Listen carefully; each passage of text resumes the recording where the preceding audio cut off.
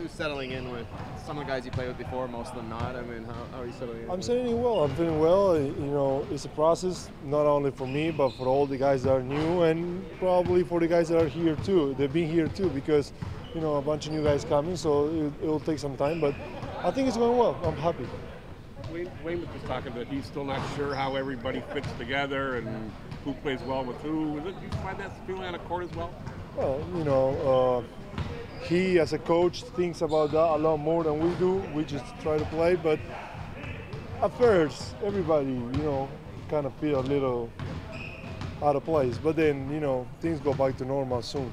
You've been playing with Bismack in the second unit, front court. How do you feel your games complement each other when you're on the floor together? Well, he's a good player to play with because he do a lot of little things. You know, he block shots, gets rebound, runs a lot, set good screens. So all the things that helps teammates play better, he does. So I think everybody would be a good fit alongside with him.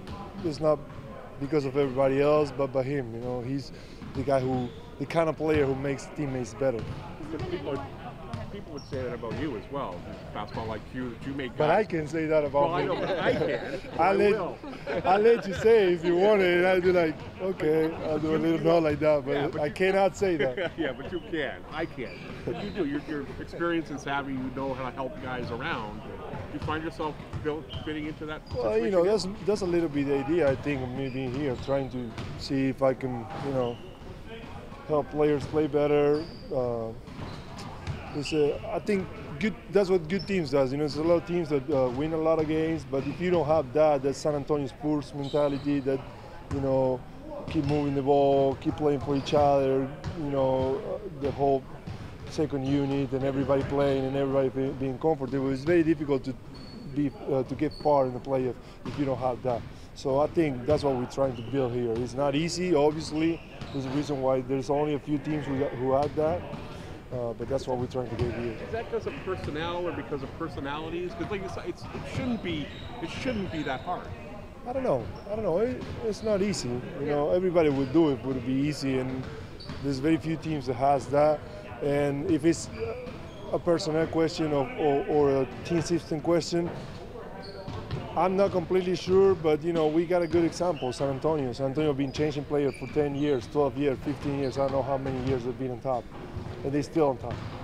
So there's an example that a good systems doesn't matter who you play. Players have been in other teams that didn't have nearly the same success they have in San Antonio.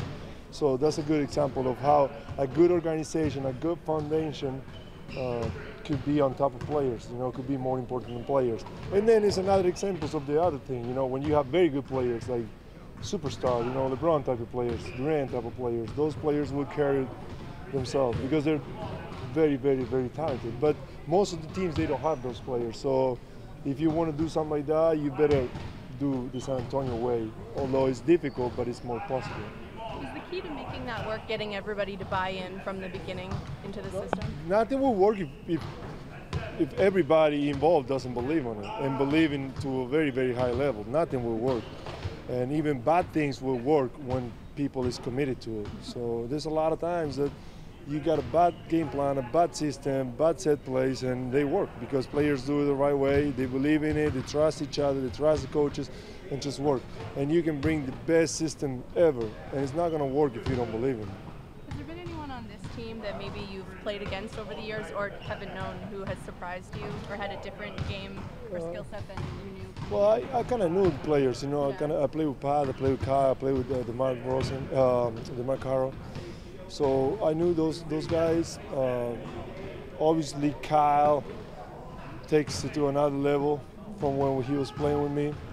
And you know, DeRozan is obviously all-star type of player, and I had the chance to play with him, and I had the chance to see why now a little bit more in detail because I'm practicing with him every day.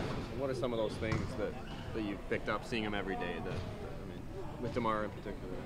He's got a very, very good feeling for how to get to the free throw line, and today's NBA, that's crucial. It's very hard to be effective if you don't get to the free throw line.